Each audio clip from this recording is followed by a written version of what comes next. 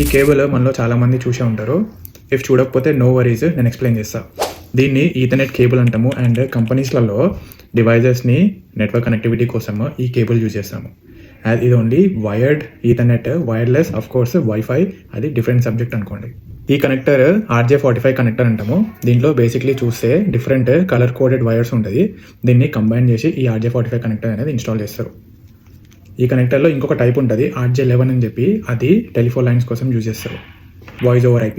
ఈ వైర్లో different types ఉంటుంది, CAT5, CAT5E, CAT6 అని చెప్పి. డిఫరెన్స్ ఏంటిది అంటే బ్యాండ్ విడ్త్.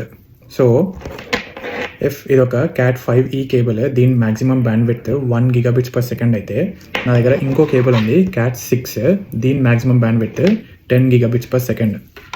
ఈ బ్యాండ్ విడ్త్ ఏంటి అంటే ఒక గివెన్ టైంలో ఎంత స్పీడ్తోని డేటా ట్రాన్స్ఫర్ చేసుకోవచ్చు అని చెప్పేది. దీంట్లో ఇంకొక టైప్ కూడా ఉంది, ఫైబర్ కేబుల్స్, అండ్ ఇది మోస్ట్లీ డేటా సెంటర్స్లో యూజ్ చేస్తారు. దీని గురించి ఇన్ డీటెయిల్డ్ టాపిక్ నేను యూట్యూబ్లో వీడియో చేసి అప్లోడ్ చేసిన.